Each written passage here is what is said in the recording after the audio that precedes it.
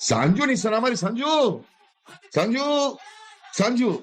One of the greatest chases I've ever seen. Hello guys, പുതിയൊരു വീഡിയോയിലേക്ക് എല്ലാവർക്കും സ്വാഗതം. നമ്മുടെ വീഡിയോ ഇഷ്ടപ്പെടുന്നുണ്ടെങ്കിൽ സബ്സ്ക്രൈബ് ചെയ്യാൻ മറക്കണ്ട. ഓക്കെ, ഇന്നലത്തെ ആവേശത്തിൻ്റെ ഇടയ്ക്ക് പറയാൻ വിട്ടുപോയ കുറേ കാര്യങ്ങളുണ്ട്. നമ്മളതായിരിക്കും ഇന്നത്തെ ഈ വീഡിയോയിൽ സംസാരിക്കുന്നത്. സോ വൺസ് അഗൈൻ, ഇന്നലത്തെ ആ ഒരു രോമാഞ്ചം ഇതുവരെ മാറിയിട്ടില്ല.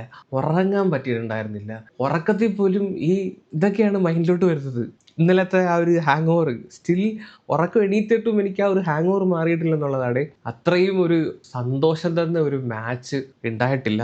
ഇന്നലത്തെ മാച്ചാണ് ഈ T20 വേൾഡ് കപ്പിൽ ഏറ്റവും കൂടുതൽ ആളുകൾ കണ്ട മാച്ച്. സാധാരണ ഒരു വേൾഡ് കപ്പ് പോലുള്ള ഒരു ടൂർണമെന്റ് വരുന്ന സമയത്ത് ഇന്ത്യ പാകിസ്ഥാൻ മാച്ച് ആയിരിക്കും ഏറ്റവും ടോപ്പ് കാണുന്ന മാച്ച്. പക്ഷെ ഇന്നലത്തെ India west Indies match 510 million ആൾക്കാരാണ് കണ്ടിരിക്കുന്നത്. അതിന്റെ ഒരു റീസൺ ഇന്ത്യക്ക് അതൊരു ഡു ഓർ ഡൈ മാച്ചാണ്. തോറ്റു കഴിഞ്ഞാൽ പുറത്താണ്.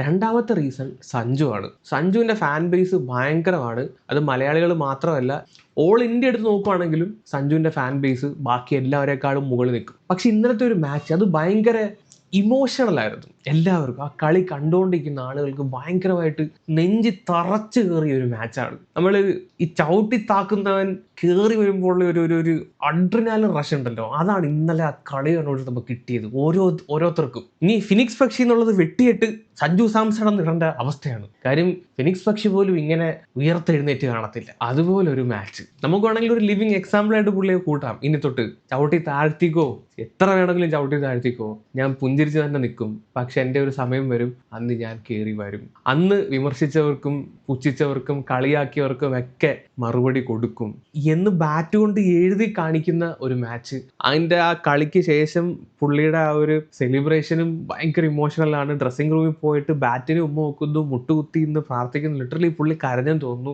അതിൻ്റെ ഇടയിൽ കൂടെ ചാരു പുള്ളിയുടെ വൈഫ് വിളിക്കുന്നു. മൊത്തത്തിലൊരു ഇമോഷണൽ ആയ ഒരു മാച്ച് ഈ അടുത്തിടയ്ക്കൊന്നും ഉണ്ടായിട്ടില്ല സത്യം പറഞ്ഞു കഴിഞ്ഞാൽ. ആൻഡ് ഇന്നലത്തെ ആ ഒരു കളിയിൽ എനിക്ക് ഏറ്റവും ഇഷ്ടപ്പെട്ട ഒരു മൊമെന്റ് ഈ ഒരു സാധനം സത്യം പറയാലോ, സൂര്യകുമാറിൻ്റെ ആ ഒരു മറ്റേ ചിരിച്ചു കുണച്ചിട്ടുള്ള ഒരു പ്രസ് മീറ്റ്. അതിനകത്ത് മീഡിയ ചോദിക്കുന്ന സമയത്ത് ഓപ്പണിംഗ് ബാറ്റ്സ്മാനായിട്ട് സഞ്ജുവിനെ ഇറക്കുമോ എന്ന് മീഡിയ ചോദിക്കുന്ന സമയത്ത് സൂര്യകുമാറിൻ്റെ ഒരു മറുപടി ചിരിച്ചുകൊണ്ട്, തിലകിനെ മാറ്റണം, ഇഷാനെ മാറ്റണം, സഞ്ജുവിനെ ഇറക്കാൻ പുച്ഛിച്ച് തള്ളുന്ന തരത്തിലുള്ള ഒരു മറുപടി. സത്യം പറഞ്ഞു കഴിഞ്ഞാൽ ഒരിക്കലും സൂര്യകുമാറിനെ പോലെ ഒരാൾ അങ്ങനെ ചെയ്യാൻ പാടില്ല. കാര്യം എന്ന് പറഞ്ഞു കഴിഞ്ഞാൽ സൂര്യകുമാർ തഴയപ്പെട്ട് 30-30 വയസ്സിൽ ഇന്ത്യൻ ടീമിൽ കയറിയ വ്യക്തിയാണ്. സഞ്ജുവിനെ സംബന്ധിച്ച് 20-ാമത്തെ വയസ്സിൽ ഇന്ത്യൻ കുപ്പായം അണിഞ്ഞിട്ട് സ്ട്രഗിൾ ചെയ്യുന്ന ആളാണ്. പക്ഷെ സൂര്യകുമാറിന്റെ അവസ്ഥ അതല്ല. IPL ടോപ്പ് പെർഫോമൻസ് നടത്തിയ സമയത്തും ഇന്ത്യൻ ടീമിലോട്ട് വിളിക്കുന്നില്ല. എനിക്ക് ഇപ്പോഴും ഓർമ്മയുണ്ട്, മുംബൈക്ക് വേണ്ടിയിട്ട് ഒരു കളി RCBക്ക് എതിരെയാണെന്ന് തോന്നുന്നു, ആർക്കെതിരെയാണെന്ന് ഓർമ്മയില്ല, അടിച്ച് ജയിപ്പിച്ചിട്ട് സൂര്യകുമാർ ഗ്രൗണ്ടിൽ നോക്കിയിട്ട് ഞാനിവിടെ ഉണ്ട് എന്ന് BCCIയുടെ മുഖത്തടിച്ച പോലെ റിപ്ലൈ കൊടുത്തൊരു മനുഷ്യനാണ്. അത്രയും സ്ട്രഗിൾ ചെയ്തിട്ട് കയറി വന്നൊരു വ്യക്തിയാണ്. അപ്പം സഞ്ജുവിനെ പോലുള്ള ഒരാളെ ഏറ്റവും കൂടുതൽ മനസ്സിലാക്കാൻ പറ്റുന്ന ഒരു വ്യക്തി കൂടിയാണ് സൂര്യകുമാർ. അങ്ങനെ ഒരു വ്യക്തി പുച്ഛിച്ച് തള്ളുന്ന തരത്തിൽ ഒരു പ്രസ് മീറ്റ്. അതിനുശേഷമാണ് കാര്യങ്ങൾ മൊത്തം തകിടം മറിഞ്ഞത്. ടോപ്പ് ഓർഡർ തകരുന്നു, കൺസിസ്റ്റന്റ് ആയിട്ട് 0 മുട്ടയിടുന്നു, അഭിഷേക് ഔട്ട് ഓഫ് ഫോമിലാവുന്നു. പിന്നീട് നടന്നറിയാമല്ലോ, left and right hand combination. സഞ്ജുവിനെ കളിപ്പിക്കുന്ന സമയത്തും എല്ലാവരും ഓക്കെ, രവിശാസ്ത്രി അടക്കമുള്ള ആളുകൾ പറയുന്നത് എന്താണ്, അവന് ചെറിയൊരു ഇന്നിങ്സ് ആണെങ്കിലും അത് ഇമ്പാക്ട്ഫുൾ ആണ്, അവൻ ചെറിയ ഇന്നിങ്സ് കളിച്ചാൽ മതി. ഇതേ എല്ലാവരും സഞ്ജുവിൽ നിന്ന് പ്രതീക്ഷിക്കുന്നുള്ളൂ. അപ്പോഴും നമ്മുടെ ഉള്ളിൽ നല്ലൊരു തുടക്കം കിട്ടിയിട്ടും എന്തുകൊണ്ട് സഞ്ജുവിന് അത് മുന്നോട്ട് കൊണ്ടുപോകാൻ പറ്റുന്നില്ല? ഒരു 50 ഒരു 30 ഒന്ന് അടിച്ചിട്ട് പോകും, 20-25 അടിക്കാതെ. ഇതാണ് T20 ഒരു 30 ആണല്ലോ ഒരു നല്ല സ്കോർ എന്നുള്ള രീതിയിൽ കണക്കാക്കുന്നത്. അങ്ങനെ പ്രതീക്ഷിച്ചിരിക്കുന്ന സമയത്താണ് ഇതുപോലൊരു മാച്ച്, ഒരു 97 റണ്ണ്. സ്വപ്നമാണോ കാണുന്നത്, അതോ ഇനി വേറെന്തെങ്കിലും സംഭവിച്ചോ എന്നൊന്നും മനസ്സിലാക്കാത്ത പോലെയുള്ള ഒരു ഇന്നിങ്സ്. അതും 97 അൺബീറ്റൺ.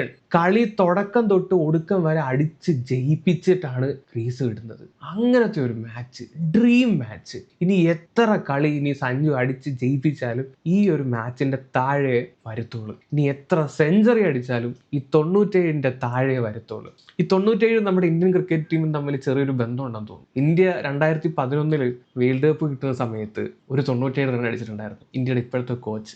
ഗൗതം ഗംഭീർ. എനിക്ക് തോന്നുന്നു one of the most under rated നോക്ക് എന്ന് വേണമെങ്കിൽ പറയാൻ പറ്റുന്ന ഒരു നോക്കാണ് അന്നത്തെ ഗംഭീറിന്റെ നോക്ക്, 97 റണ്ണ്. അതുപോലൊരു 97 ആണ് ഇന്നലെ സഞ്ജു അടിച്ചത്. ഈ വേൾഡ് കപ്പിൽ ഇന്ത്യ 2 തവണയാണ് ചേസിങ്ങിന് ഇറങ്ങിയത്. ആദ്യത്തെ തവണ സൗത്ത് ആഫ്രിക്കയായിട്ട് ഇറങ്ങി, ടോപ്പ് ഓർഡർ തകർന്നപ്പോൾ തന്നെ ബാക്കി പിന്നാലെ വന്ന എല്ലാവരും തകർന്ന് തരിപ്പണമായി. വിരാട് കോഹ്ലിയെ പോലെ ഒരു മാച്ച് കളിക്കാൻ അന്ന് എല്ലാവരും വിരാട് കോഹ്ലി. കാര്യം ആ മനുഷ്യന്റെ ഒരു വില ഇത്രയും നാൾ ഇന്ത്യ ചേസ് ചെയ്തത് ഈ ഒരൊറ്റ മനുഷ്യന്റെ തോളിലേറിയായിരുന്നു. ഒരു 90% മാച്ച് ഇന്ത്യ ചേസ് ചെയ്യൽ എനിക്ക് തോന്നുന്നു അതിനകത്ത് വിരാട് കോഹ്ലിയുടെ പങ്കുണ്ട്.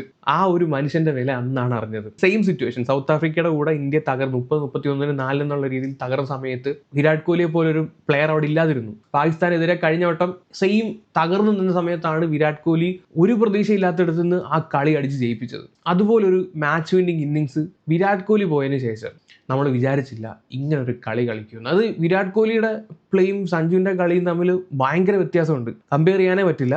രണ്ടുപേരും 2 രീതിയാണ്. പക്ഷെ എന്നാൽ പോലും ടോപ്പ് പെർഫോമൻസ്. അത് ഇതിനകത്ത് എനിക്ക് ഏറ്റവും ഇഷ്ടപ്പെട്ട, സഞ്ജുവിന്റെ കളിയിൽ എനിക്ക് ഏറ്റവും ഇഷ്ടപ്പെട്ടുള്ള ഒരു കാര്യം എന്താണെന്ന് വെച്ച് കഴിഞ്ഞാൽ, ഒരു 10-12 ഓവർ കഴിഞ്ഞപ്പോഴത്തേക്ക് എന്ന് വെച്ചാൽ സഞ്ജു 50 അടിച്ച് കഴിഞ്ഞതിന് ശേഷം, 50 അടിക്കുന്നതിന് മുമ്പ് 3 സിക്സ് അടിച്ചിട്ടുണ്ട്, 50 അടിച്ചതിന് ശേഷം 1 സിക്സ് മാത്രമേ അടിച്ചിട്ടുള്ളൂ. ഒരു 10-12 ഓവർ കഴിഞ്ഞപ്പോഴത്തേക്ക് വിക്കറ്റ് വീഴുന്നുണ്ട്. പാർട്ണർഷിപ്പ് ബിൽഡ് ആവുന്നുണ്ടെങ്കിലും റെഗുലർ ആയിട്ടുള്ള ഇന്റർവെൽസിൽ ഇന്ത്യക്ക് വിക്കറ്റ് പോകുന്നുണ്ട്.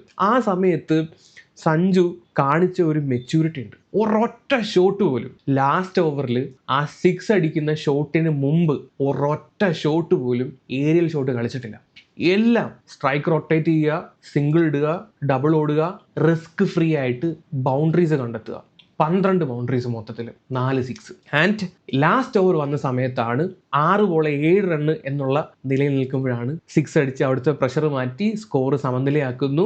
ലാസ്റ്റ് ബോൾ 4 അടിച്ച് ഫിനിഷ് ചെയ്യുന്നു. ആ ലാസ്റ്റ് 2 ഷോട്ട് മാത്രമാണ് ഏരിയയിൽ കളിച്ചിട്ടുള്ളത്. അതുവരെ പക്ക ഈ കളി ഞാൻ ജയിപ്പിച്ചിട്ടേ പോത്തുള്ളൂ, ഇനി ആരൊക്കെ ഔട്ട് ആയില്ലെങ്കിലും ഈ കളി ഞാൻ ജയിപ്പിച്ചിട്ടേ പോകൂ, ഈ ഒരു മൈൻഡ് സെറ്റോട് കൂടി ഇന്നാണ് കളിച്ചത്. ഞാൻ ഇന്നലെ പറഞ്ഞ പോലെ ഒരിടത്ത് പോലും സെഞ്ചുറി എന്ന് പറയുന്ന ഒരു ഇന്റൻഷൻ അവിടെ ഇല്ല, കളിക്കാത്തില്ല. ഈ മാച്ച് ജയിക്കുക, ഇത് മാത്രമായിരുന്നു. ഇന്നലെ എടുത്ത് പറയേണ്ട 2 നോക്കുകളുണ്ട്. ഒന്ന് തിലക് വർമ്മ, 2 ദൂബെ. ചെറിയൊരു ക്യാമിയോ ആണ് കളിച്ചെങ്കിൽ പോലും തിലകിന്റെ ഇന്നിങ്സ് സൂപ്പർ ഇന്നിങ്സ് ആണ്. തിലകിനെ ഈ 1 ഡൗൺ ഒക്കെ ഇറക്കുന്നതിനേക്കാളും ഭേദം ഇപ്പോൾ ഇറക്കിക്കൊണ്ടിരിക്കുന്ന 4-5 ആ ഒരു പൊസിഷനിലൊക്കെ ഇറങ്ങുന്നതാണ് ഏറ്റവും ബെറ്റർ. കാര്യം എന്ന് പറഞ്ഞു കഴിഞ്ഞാൽ തിലക് ഒരു സൂപ്പർ പ്ലെയർ ആണ്. തിലകിന് ഏത് രീതി വേണമെങ്കിലും അഡാപ്റ്റ് ചെയ്ത് കളിക്കാൻ പറ്റും. ലാസ്റ്റ് 2 ഗെയിംസിൽ നിന്ന് മനസ്സിലായതാണ്. തിലകിന്റെ ഏഷ്യ കപ്പ് ഫൈനലും ഇന്നലത്തെ കളിച്ച മാച്ചും ഒക്കെ എടുത്ത് നോക്കുവാണെങ്കിൽ മനസ്സിലാവും. പ്രഷർ സിറ്റുവേഷൻസിൽ സ്ട്രൈക്ക് റൊട്ടേറ്റ് ചെയ്ത് അഗ്രസീവ് അല്ലാതെ നിന്ന് കളിക്കാൻ പറ്റുന്ന ഒരു പ്ലെയർ ആണ്. അതുപോലെ തന്നെ അഗ്രസീവിന്റെ പീക്ക് കാണിച്ച് കളിക്കാൻ പറ്റുന്ന പ്ലെയറുമാണ് തിലക്. ഈ ലാസ്റ്റ് 2 ഗെയിംസ് എടുത്ത് നോക്ക്. കഴിഞ്ഞ കളിയിൽ 16 ബോളിൽ 47 റണ്ണ്, ഈ കളിയിൽ 15 ബോളിൽ 27 റണ്ണ്. ഈ 2 കളിയിലും അതായിരുന്നു അവിടെ വേണ്ടത്. അടിച്ച് റൺ റേറ്റ് മെയിൻറ്റെയിൻ ചെയ്യുക എന്നുള്ളതായിരുന്നു വേണ്ടത്. ആ 2 കളിയിലും പക്ക കളി കളിച്ച്. സോ പുള്ളിയുടെ റോൾ എന്താണെന്ന് ഡിഫൈൻ ചെയ്യുന്നത് ഇപ്പോഴാണ്. ഈ 1 ഡൗൺ ഇറങ്ങുമ്പോഴത്തേക്ക് എനിക്ക് തോന്നുന്നു പുള്ളി കൺഫ്യൂഷൻ ആണെന്ന് തോന്നുന്നു. വിക്കറ്റ് കളയാതെ കളിക്കണോ അതോ അടിച്ച് കളിക്കണോ, പുള്ളി കൺഫ്യൂസ്ഡ് ആണെന്ന് തോന്നുന്നു. മിക്കവാറും ഡിഫെൻഡിങ് മോഡിലോട്ട് പോകുമ്പോഴാണ് പുള്ളിക്ക് ഒരു താളം കിട്ടുന്നില്ല, ഇതുമില്ല. ഈ 4-മതും 5-മതും ഒക്കെ ഇറങ്ങുന്ന സമയത്ത് പുള്ളിക്ക് അറിയാം എന്താണ് അവിടെ കൊടുക്കേണ്ടത്. റൺ റേറ്റ് മെയിൻറ്റെയിൻ ചെയ്യുക, അടിച്ച് കളിക്കുക. ഇനി ഒരുപാട് വിക്കറ്റ് പോയൊരവസ്ഥയാണെങ്കിൽ പുള്ളി അവിടെ നിന്ന് സ്റ്റാൻഡ് ചെയ്ത് കളിക്കുകയും ചെയ്യും. അതാണ് തിലകിന്റെ ഒരു പ്രത്യേകത. തിലക് അങ്ങനെ ഒരു കേപ്പബിൾ ആയിട്ടുള്ള ഒരു പ്ലെയർ ആണ്. സോ ഇന്നലെ കളിച്ച ഇന്നിങ്സ്, അതിനകത്ത് ഈ തിലക് കളിച്ച് 1-2 ഷോട്ട്സ് ഉണ്ട്, എടുത്ത് പറയാതിരിക്കാൻ വയ്യ. കിടിലം ഷോട്ട്സ്. എനിക്ക് തോന്നുന്നു ഇന്നലത്തെ ബെസ്റ്റ് ഷോട്ട്സ് എടുത്ത് നോക്കുകയാണെങ്കിൽ തിലകിന്റെ ഷോട്ട്സ് ആണ് അതിനകത്ത് നിൽക്കുന്നത്. അത് കിടിലം കളി. അത് കഴിഞ്ഞതിന് ശേഷം വന്ന ദൂബെ ഫസ്റ്റ് ബോളിൽ തന്നെ 4 അടിച്ച് അവിടുത്തെ പ്രഷർ കുറച്ചു. ആ ഓവറിൽ തന്നെ 3-മത്തെ ബോൾ 4 അടിച്ച് എഗെയിൻ ആ കളി നമ്മുടെ കയ്യിലോട്ട് കൊണ്ടുവന്നു. അവിടുത്തെ പ്രഷർ ഭയങ്കരമായിട്ട് കുറയ്ക്കാൻ വേണ്ടിയിട്ട് ദൂബയുടെ ആ ഒരു 2-4 സഹായിച്ചിട്ടുണ്ട്. ഇതുപോലെ പ്രഷർ സിറ്റുവേഷൻസിൽ കുറേ കളികൾ ദൂബെ കളിച്ചിട്ടുണ്ട്. ഇവനെ സത്യം പറയാലോ, ഇവനെ കൊണ്ട് ബോൾ ചെയ്യിപ്പിക്കരുത്, ഇവനെ കൊണ്ട് ബോൾ ചെയ്യിപ്പിക്കുകയും ചെയ്യരുത്. അവനൊരു പ്യുവർ ബാറ്റ്സ്മാൻ ആയിട്ട് മാത്രം കണക്കാക്കുക. ധോണി ചെയ്യുന്നതാണ് കറക്റ്റ്. ചെന്നൈ സൂപ്പർ കിങ്സിൽ ദൂബെ എന്തെങ്കിലും ബോൾ ചെയ്ത് നിങ്ങൾ കണ്ടിട്ടുണ്ടോ? എനിക്കൊന്നും വല്ല നൂറ്റാണ്ടിലെങ്ങാണം കൊടുത്താലായി. എൻ്റെ ഓർമ്മയിലില്ല ധോണി ബോളിംഗ് കൊടുക്കൂല. ഇവനെ പ്യുവർ ബാറ്റ്സ്മാൻ ആയിട്ട് ധോണിയാണ് കൺസിഡർ ചെയ്ത് തുടങ്ങിയത്. ഇന്ത്യൻ ടീം വരുമ്പോഴാണ് ഇവന് ബോൾ ചെയ്യാൻ അവസരം കിട്ടുന്നത്. IPL ഇവനെ കൊണ്ട് ബോൾ ചെയ്യിപ്പിക്കൂല. ധോണിക്ക് അറിയാം ഇവൻ ബോൾ ചെയ്യാൻ അത്ര കേപ്പബിൾ അല്ല. ഇവനില്ല പഴം ബോൾ ഇട്ട് കൊടുക്കുമ്പോൾ ബാറ്റ്സ്മാൻ അങ്ങ് പ്രലോഭനം, സൂപ്പർ ബോൾ എന്തെങ്കിലും അങ്ങ് അടിച്ചേക്കാം എന്നും പറഞ്ഞ് അടിച്ച് അവന്മാർക്ക് ടൈമിങ് കിട്ടാതെ ക്യാച്ച് കൊടുത്ത് ഔട്ട് ആവുകയാണ് മിക്കവാറും ബാറ്റ്സ്മാൻമാർ.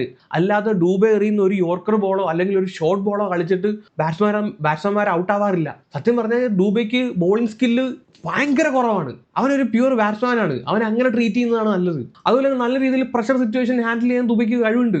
ഇന്നലെ ആ ഒരു 8 റൺ എടുത്തോളെങ്കിൽ പോലും 80 റണ്ണിന്റെ ഗുണം ചെയ്തു അവിടെ. പിന്നെ ഇന്നലത്തെ ഇന്ത്യയുടെ ജയത്തിൽ എടുത്തു പറയേണ്ട മറ്റൊരു വ്യക്തിയുണ്ട്, ഷേ ഹോപ്സ്. അവന്മാരുടെ ക്യാപ്റ്റൻ പവർ പ്ലേയിൽ ഇറങ്ങി 33 ബോൾ ചെയ്ത് 32 എടുത്ത് അവന്മാരെ ഈ രീതിയിൽ എത്തിക്കാൻ ഇവരെ നല്ല രീതിയിൽ സാധിച്ചു.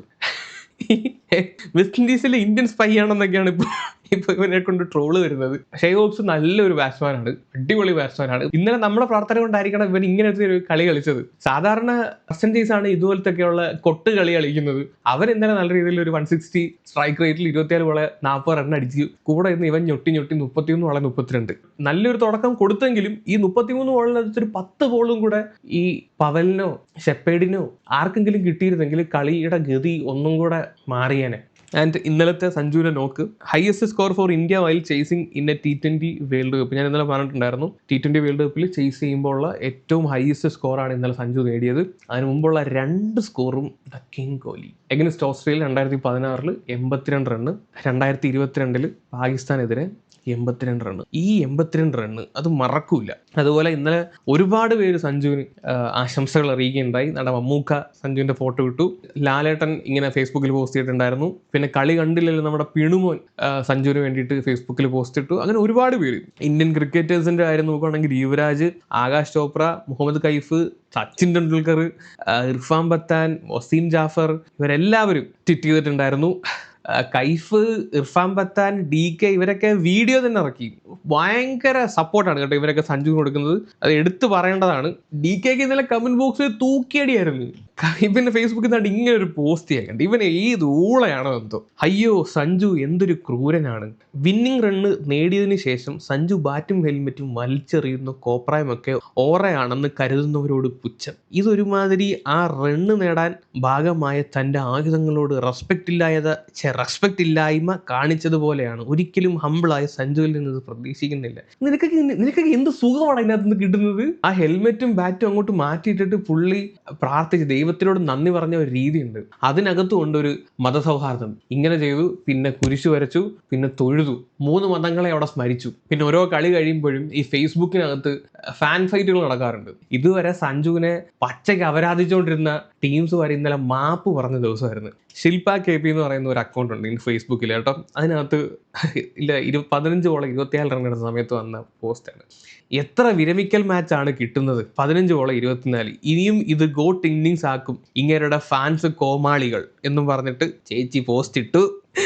ഇന്നലത്തെ കളി അങ്ങോട്ട് കഴിഞ്ഞപ്പോഴത്തേക്ക് എല്ലാം കൂടെ ഈ അക്കൗണ്ടിന്റെ ഉടമ ഇതാണാണോ പെണ്ണാണെന്ന് അറിയത്തില്ല, പീഡിച്ചിട്ട് കൊടഞ്ഞു. കാണടി കാണ്. അപ്പോഴത്തേക്ക് ചേച്ചി പോസ്റ്റുമായിട്ട് വന്നു, ഈ കളിയാക്കൽ ഞാൻ അറിയിക്കുന്നതാണ്. ഇനി ഈ അക്കൗണ്ടിൽ സഞ്ജുവിനെ കളിയാക്കില്ല. അതിന്റെ കൂടെ മാപ്പും പറഞ്ഞിട്ടുണ്ട്. Well played Sanju and I apologise for that at this moment. Sorry four all brilliant innings. എന്താ പറഞ്ഞത്, വിമർശിച്ചവരുടെ അണ്ണാക്കിൽ അടിച്ച ഇന്നിങ്സ്. പിന്നെ ഇന്നലെ കണ്ട ഏറ്റവും നല്ല ഒരു മൊമെന്റ് എന്താണെന്ന് ചോദിച്ചു കഴിഞ്ഞാൽ, ഇത് കളി കഴിഞ്ഞതിന് ശേഷം ഹെറ്റ്മെയർ സഞ്ജുവിനെ വന്ന് കെട്ടിപ്പിടിച്ച് അഭിനന്ദിക്കുന്നത്. ഇവർ അറിയാലോ, രാജസ്ഥാൻ പ്ലേയേഴ്സ് ആണ് രണ്ടുപേരും. ഒരു ലോങ് ഫ്രണ്ട്ഷിപ്പ് രണ്ടുപേരും തമ്മിൽ ഉണ്ടാവണം. Pure sportsman spirit. ഹെഡ്മെയർ മാത്രമല്ല, ജേസൺ ഹോൾഡർ എല്ലാവരും വന്ന് കെട്ടിപ്പിടിച്ചു. അതാണ് വെസ്റ്റ് ഇൻഡീസ് പ്ലേയേഴ്സിന് നമുക്കൊരു ഇഷ്ടം തോന്നാനുള്ള ഒരു കാരണം അതാണ്. അവന്മാർ ഭയങ്കര ഹംബിളാണ്, അവന്മാർ ഭയങ്കര രസമാണ്, ഫീൽഡിൻ്റെ അകത്താണെങ്കിലും പുറത്താണെങ്കിലും. ആൻഡ് ലിവർപൂൾ വരെ ഇന്നലെ സഞ്ജു ചേട്ടാ എന്നും പറഞ്ഞിട്ട് പോസ്റ്റ് ഇട്ടിട്ടുണ്ടായിരുന്നു ഗൈസ്. പിന്നെ പാകിസ്ഥാൻ ക്രിക്കറ്റ് ടീമിന്റെ കാര്യം കൂടെ പറയണം. ഇവന്മാർ സെമി കാണാതെ പുറത്തായതിന് ഓരോ പ്ലേയേഴ്സിന്റെ ഭാഗത്തുനിന്നും 25 lakh rupees fine PCB Pakistan cricket board ഈടാക്കിയെന്നാണ് അറിയുന്നത്.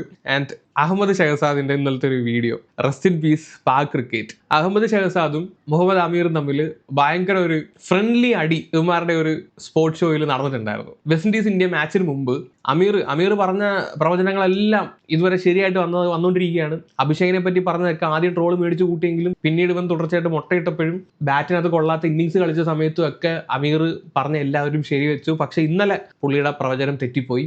പുള്ളി പറഞ്ഞത് ഇന്ത്യ സെമിയിൽ കയറത്തില്ല. ഇത് ആദ്യം തൊട്ടേ പറഞ്ഞുകൊണ്ടിരിക്കുകയാണ് ഇന്ത്യ സെമി കയറത്തില്ല. മെനങ്ങി അത് അഹമ്മദ് ഷഹസാദ് അമാരുടെ ഓപ്പണിംഗ് ബാറ്റ്സ്മാൻ പുള്ളി ഏത് ഏറ്റുപിടിച്ച് പുള്ളി പറഞ്ഞ് ഇന്ത്യ സെമി കയറും. ഇന്ത്യ സെമി കയറിയില്ലെങ്കിൽ ഞാൻ ഈ ഷോ ക്വിറ്റ് ചെയ്തു പോകും. ഇന്ത്യ സെമി കയറിയില്ലെങ്കിൽ അഹമ്മദ് ഷഹസാദ് കട്ടയ്ക്ക് നിന്ന അമീറിനെതിരെ ഒരു ഫ്രണ്ട്ലി സംഭവമാണ്. ഇന്നലെ ഇന്ത്യ സെമി കയറി അതിന് ശേഷം പുള്ളി വീഡിയോ ആയിട്ട് വന്നു അമീറിനെ നോക്കിക്കൊണ്ട് ആൻഡ് പാക് ക്രിക്കറ്റ് ബോർഡിലിട്ട് നല്ല രീതിയിൽ കൊടുത്തിട്ടുണ്ട്. ഇന്ത്യൻ ക്രിക്കറ്റ് ടീമിനെ പൊക്കി അടിച്ച് വെച്ച്. ഇന്ത്യൻ ടീം പ്രഷറിലൊന്നും വീഴുന്ന ടീമല്ല. പാകിസ്ഥാനുമായിട്ടുള്ള കളി എടുത്താൽ മാത്രം മതി ഇന്ത്യൻ ടീമിന് പ്രഷർ ഇല്ലെന്ന് മനസ്സിലാക്കാൻ. ഇന്ത്യനെ സംബന്ധിച്ച് ഏറ്റവും കൂടുതൽ പ്രഷർ കിട്ടുന്ന ഒരു മാച്ച് എന്ന് പറഞ്ഞു കഴിഞ്ഞാൽ India Pakistan മാച്ചാണ്.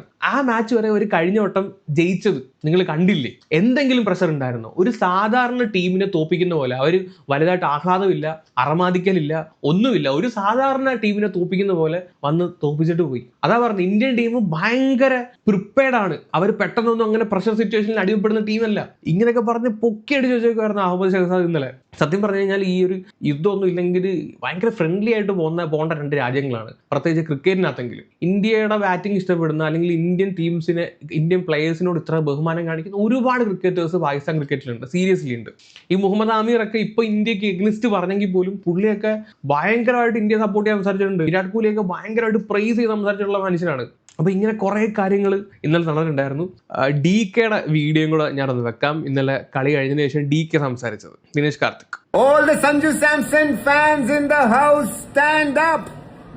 I mean, what a knock today. My goodness, under pressure, quarter-final, have to win. Who stands up? Sanju Samson. And how effortless did he actually make it look? West Indies got 16 fours, India got 25, and Sanju was just hitting fours for fun. But let's speak about some of the other tremendous team efforts as well. I thought Bumrah was brilliant with the ball, at the back end and with the new ball. Arshdeep Singh started very well with the new ball. Hardik was good. Varun Chakravarti, I can see slowly but steadily his confidence coming through, and you can expect a match-winning performance from him. Akshar Patel was used cleverly by Surya. Didn't pick up a wicket, but again, effective. But with the bat, Sanju Samson, I think I should make a 1-hour reel about how well he's played because of whatever has happened to him in the last 3 months. But under pressure, when it matters, just getting the job done with a certain sense of calmness. I feel that suits him. His personality is very easygoing, fun-loving and calm. And that's how he batted, literally at the speed at which I'm talking. 10 runs was required, but he batted like it was only 2 or 3 runs required. Hitting boundaries at will, taking singles and just jogging in a quiet manner. It's almost as if somebody had told him that don't worry Sanju, we will win the match today and you will be man of the match. That is actually how he behaved while batting. Nice little cameo from Tilak Varma. I think that was such a crucial innings at that juncture. Losing Surya Kumar, but Tilak Varma coming and not letting the momentum stop. Just kept getting boundaries and he played some lovely shots. And Shivam Dube, those 2 crucial boundaries at the end when it could have gotten a little tricky, but hey, Sanju Samson was there, so why worry? Well done Sanju, well done Team India. It's going to be a blockbuster semi-finals, India versus England in Wankhede. I cannot wait for it. ഒരാടെയും കൂടെ കാണിക്കണം, അയാടെയും കൂടെ കാണിക്കാതെ നമുക്ക് ഇത് നിർത്താൻ പറ്റത്തില്ല. സഞ്ജുവിനെ അത്രയും വിമർശിച്ചിട്ടുള്ള ഒരു മനുഷ്യനാണ്. Hats off, man. That is an innings of class. Class written all over it. இப்ப புரியுதா ஜெயிக்கா ஏன் சஞ்சு சாம்சனை இவ்ளோ பேக் பண்ணுவேன்னு? இப்ப புரியுதா உங்களுக்கு? டேய் பிளேட் ML பாத்துறியா? சரி மாத்து. வெஸ்ட் இண்டீஸ் bowling நான் என்ன சொன்னேன், இது பொட்லம் bowling ஒன்றா சான்ஸ் கிடையாது. bowling வச்சு நல்ல மேட்ச் இது. ஒன் சைடட் மேட்ச்லாம் கிடையவே கிடையாது ஜீகா. ப்ளீஸ் இது என்ன சொன்னீங்க? 195 அடிச்சா கஷ்டம் இந்தியா கம்பி அப்படினா. டேய் சான்ஸே கிடையாது. இந்த bowling வச்சு ஸ்கோப் இல்ல. அவங்க 200 அடிச்சோட அடிச்சு பாடுவாங்க பசங்க. Sanju, நீ சொன்ன மாதிரி Sanju, one of the greatest chasers I've ever seen. இந்த மாதிரி நாக் நான் பார்த்ததில்ல டிவிஎஸ். ஆஃப் லேக் அந்த காலத்துல விராட் கோலி நாக் நான் வந்து கிரவுண்ட்ல இருந்தேன், அதை அடிக்கச்சே பாகிஸ்தானோட. இங்க பாருங்க, அதான் சொன்னேன், God is designed everything for you டா. நான் சொல்லினே இருந்தேன் 2 மேட்சா எங்க இருந்தே வருது பாரு, எல்லாமே உனக்கு. Ultimately God is being behind you because நீங்க பாருங்க TVS, last 2 matches 20 or 20 balls, 20 of 7 balls, 20 of 12 balls ஏதோ வந்துட்டு இருக்கானுங்க. போன மேட்சே நம்ம சொன்னோம், God is designed everything for him. அந்த மாதிரி ஆனா நீ, ஆனா நிஜமா சொல்றான், நீ இந்த மாதிரி நான் நாக் பார்த்தது கிடையாது. விராட் கோலி நாக் நான் மெல்பர்ன்ல பார்த்துருக்கேன் பாகிஸ்தான். இந்த மாதிரி சேஸ்ல அடிச்சு நான் பார்த்ததே கிடையாது. ஏன்னா 97 out of 50 balls. I mean Virat Kohli Eclipse பண்ணா பெரிய விஷயம். And that too in a crunch game, மறக்காதீங்க. ആൻഡ് വൺ മോർ തിങ്, ഇന്നലത്തെ സഞ്ജുവിന്റെ കളി കണ്ടവർക്ക് ഒരു കാര്യം മനസ്സിലാവും. 50 വരെ T20 രീതിയിലാണ് സഞ്ജു കളിച്ചിട്ടുള്ളത്. 50 വരെ. 50 കഴിഞ്ഞതിന് ശേഷം ഒരു ODI ഫോർമാറ്റിലാണ് സഞ്ജു കളിച്ചത്. അത് പ്രോപ്പറായിട്ടുള്ള ക്രിക്കറ്റിംഗ് ഷോട്ട്, റിസ്ക് എടുക്കാതെ സ്ട്രൈക്ക് റൊട്ടേറ്റ് ചെയ്ത്, അതും ഡോട്ട് ബോൾസ് ഇല്ലാതെ. മൊത്തം ഇന്നലെ 50 ബോളിനകത്ത് 9 ഡോട്ട് ബോൾസ് എന്ന് മാത്രമാണ് വിരാട് കോഹ്ലിയുടെ type of innings, dot ball കുറച്ചിട്ടുള്ള മാത്രമാണ് സഞ്ജു ഇന്നലെ എടുത്തത്. ഇന്നലെ ആ കളി കണ്ടപ്പോൾ ഞാൻ വിചാരിച്ചു T20 മാത്രമല്ല ODI ടീമിലും സഞ്ജു ഡിസേർവ് ചെയ്യുന്നുണ്ട്. കാര്യം എന്ന് പറഞ്ഞു കഴിഞ്ഞാൽ ODI കളിക്കുന്ന പോലെ ഇത്രയും ഒരു 194 സ്ട്രൈക്ക് റേറ്റ് മെയിൻറ്റെയിൻ ചെയ്ത് ഇത്ര റിസ്ക് ഫ്രീ ആയിട്ട് കളിക്കാൻ പറ്റുമെങ്കിൽ സീരിയസ്ലി ODI സ്ക്വാഡിൽ സഞ്ജു ഡിസേർവ് ചെയ്യുന്നുണ്ട്. അതും ആലോചിക്കണം, ഏരിയൽ ഷോട്ട് ഒന്നും കളിക്കാതെ ഇപ്പം 26 ബോളിൽ 50 റൺ അടിച്ചിട്ടുണ്ട്. അത് കഴിഞ്ഞ് വന്നിട്ടുള്ള 24 ബോളിൽ 47 റൺ അടിച്ച്. ആ 47 റണ്ണിനകത്ത് ഒരു 6 മാത്രമേ ഉള്ളൂ. അതാ പറഞ്ഞേ, ഏരിയൽ ഷോട്ട് കളിക്കാതെ തന്നെ ഇത്രയും സ്ട്രൈക്ക് റേറ്റിൽ കളിക്കാൻ പറ്റുന്ന ഒരു പ്ലെയർ. സോ ഗംഭീർ എന്ന സഞ്ജുവിന് ODI കളിക്കാനും നിങ്ങൾ ഒരു ചാൻസ് കൊടുക്കണം. എനിക്ക് തോന്നുന്നു ഈ T20 റെക്കോർഡ്സിനേക്കാളും കൂടുതൽ ആവറേജും സഞ്ജുവിന് ODIയിലുണ്ട്. കണ്ടില്ലേ, 16 കളി കളിച്ചിട്ടുള്ളൂ, അതിനകത്ത് 14 ഇന്നിങ്സ്, 512 ബോൾ, 500 റൺസ് നേടിയിട്ടുണ്ട്. അതും 56 ആവറേജ്, സ്ട്രൈക്ക് റേറ്റ് 99. അതിനകത്ത് ഒരു സെഞ്ചുറി, 350, 14 ഇന്നിങ്സിൽ നിന്ന്. T20 വരുമ്പോഴത്തേക്ക് ആവറേജ് 25, നേരെ പകുതിയുടെ താഴെയാണ് T20 സഞ്ജുവിൻ്റെ ആവറേജ് എന്ന് പറയുന്നത്. അതിനകത്ത് 3 സെഞ്ചുറി, 450, സ്ട്രൈക്ക് റേറ്റ് 151. രണ്ട് ഫോർമാറ്റിലും ഫ്ലെക്സിബിൾ ആയിട്ട് കളിക്കാൻ പറ്റുന്ന ഒരു പ്ലെയറാണ്. ടെസ്റ്റിലെ കാര്യം നമുക്കറിയില്ല, ടെസ്റ്റിൽ ഇതുവരെ സഞ്ജുവിന് അവസരം കിട്ടിയിട്ടില്ല. പിന്നെ ഇന്നലെ കണ്ട ഭയങ്കര ഹിറ്റ് ചെയ്തൊരു റീല്, ഇത് നമ്മുടെ നാട്ടിൽ വെച്ച് നടത്ത, ട്രിവാൻഡ്രത്ത് വെച്ച് നടത്ത കളി. ആ സമയത്ത് പുള്ളി സ്കോർ ചെയ്യാൻ പറ്റാതെ ഔട്ടായി പോകുന്നു. അതിനുശേഷം ഗ്രൗണ്ടിലൊന്നും കണ്ടിട്ടേ ഇല്ല. ഗ്രൗണ്ടിൽ ഇടയ്ക്കൊക്കെ 1-2 വട്ടം ക്യാമറയിൽ എന്തോ കാണിക്കുന്നുണ്ടായിരുന്നു. ആ ഗ്രൗണ്ടിൽ നിൽക്കുന്ന സമയത്ത് ഭയങ്കര സാഡായിട്ട് ആ മുഖത്ത് നമുക്ക് അതിൻ്റെ ഒരു വിഷമം കാണാൻ പറ്റുമായിരുന്നു. അത് സ്വന്തം നാട്ടിൽ വന്നിട്ട് കളിക്കാൻ പറ്റാതൊക്കെ പോകുന്നതിൻ്റെ ഒരു വിഷമം ഉണ്ടല്ലോ, അത് പുള്ളിയുടെ മുഖത്ത് അന്ന് കണ്ടായിരുന്നു. അന്ന് നമുക്ക് ഭയങ്കരമായിട്ടൊരു വിഷമം തോന്നിയൊരു സംഭവമാണ്. അന്നത്തെ റീലാണിത്. One day he will come back എന്നും പറഞ്ഞ് അന്ന് അവർ പോസ്റ്റ് ചെയ്ത റീലാണ്. ഇന്നലെ ആയിരുന്നു ആ ഒരു ദിവസം, ഇന്നലെയായിരുന്നു. സോ അതാ പറഞ്ഞത്, എല്ലാവർക്കും ഒരു ദിവസം ഉണ്ട്. അതിന് വേണ്ടിയിട്ട് വെയിറ്റ് ചെയ്യുക, ആ മൊമെൻറ്റിന് വേണ്ടിയിട്ട് ഹാർഡ് വർക്ക് ചെയ്യുക. ആ ഒരു ദിവസം വന്നെത്തും. അപ്പം കൂടുതലൊന്നും എനിക്ക് പറയാനില്ല ഗൈസ്. എന്താണ് നിങ്ങൾക്ക് പറയാനുള്ളത് താഴെ കമൻറ്റ് ചെയ്യുക. വേറെ വീഡിയോ ഇട്ട് തരാം. അപ്പം ശരി, ബൈ.